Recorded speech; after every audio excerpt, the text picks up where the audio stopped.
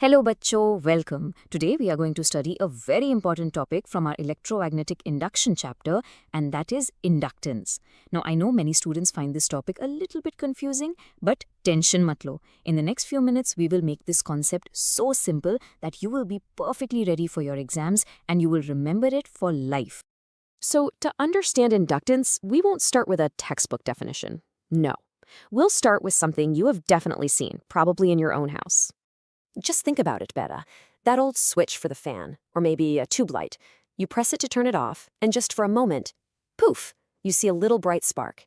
But why does that happen? I mean, you're breaking the circuit, right? So why does it look like the current is trying to jump across that gap? Well, the reason for that spark is a very, very stubborn property of electric circuits. It's a property that just does not like any sudden change in the current. You can think of it as being lazy. It wants everything to stay exactly the way it is. Now, this stubborn property, this resistance to change, it has a proper name in physics, and we call it inductance. And, the best way to remember it is to think of it as electrical inertia. Yeah, this connects directly to what you learned in class 11 mechanics, inertia. Remember that heavy flywheel? It's so hard to get it spinning, right? And once it is spinning, it's very hard to stop it all of a sudden. It resists any change in its motion. Inductance is the exact same idea, Bickel's same principle, but for electricity. A coil, what we call an inductor, it resists any change in the electric current. It doesn't want the current to start, and it really, really doesn't want it to stop suddenly. Okay, so the analogy is clear. But for your board exams, you must know the official definition from your NCERT textbook. So let's look at that very, very carefully. So what's the key point here? It's that this is all happening in a single coil. When the current in the coil changes, it changes its own magnetic field, its own magnetic flux, which is passing through these same coil. And we know from Faraday's law, this change in its own flux induces a voltage, or an EMF, in the coil itself. It's almost like the coil is fighting its own change. That's why the name is self-induction. And remember this key relation. The magnetic flux is directly proportional to the current. And this relationship, it gives us our most important formula. The induced EMF, which we write with the Greek letter epsilon, is equal to minus L times di by dt. Now, L here is the inductance, which is a property of the coil. And di by dt, this just represents how fast the current is changing. And that minus sign, that's the hero. It comes from Lenz's law, reminding us that this induced EMF always opposes the change that is causing it. So if the current changes very, very fast, di by dt is very large, and you get a very large opposing EMF. Chalo, enough of theory. Let's make this whole concept solid with a very simple calculation. You'll see for yourself how a huge voltage can be created from a small one. Let's just quickly see how this builds up, step by step, okay? First, a current I flows in a coil, and it creates a magnetic flux, phi. Simple. Step 2, we know this flux is proportional to the current, and that constant of proportionality is our inductance, L. Third, when you try to change the current, like when you switch it off, the flux also has to change.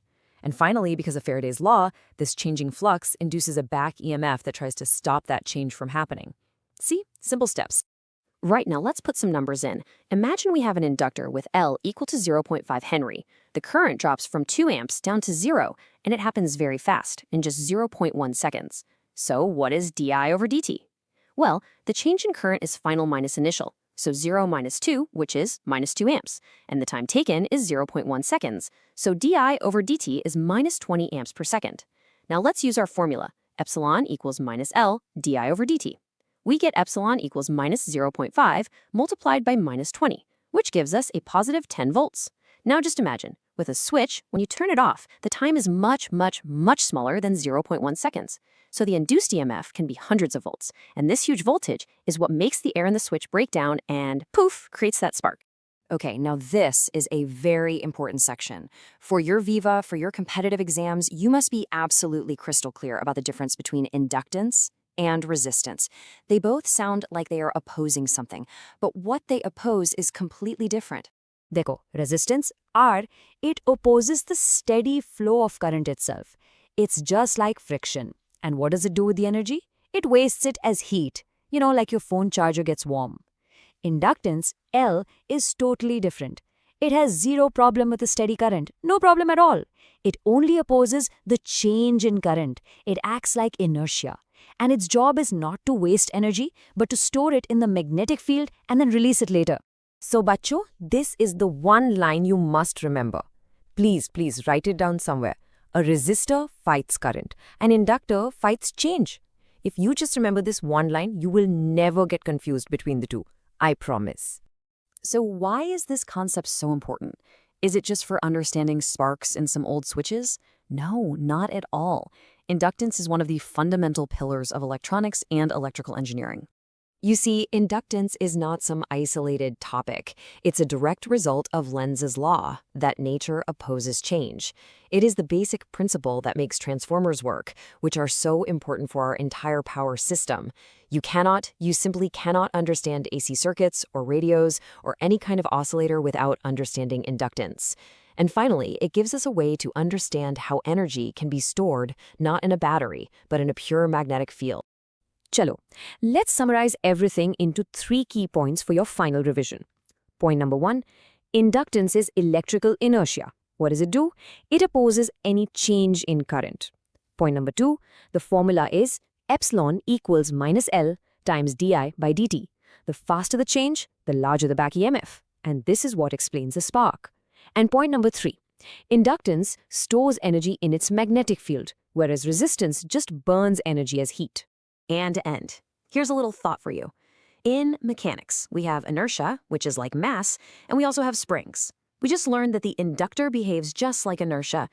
So what electrical component do you think behaves like a spring? Storing up energy when you press it and releasing it when you let go? Such a skip out of me. Think about it. It's a very important part of what we will study next in AC circuits. That's all for today. Study well.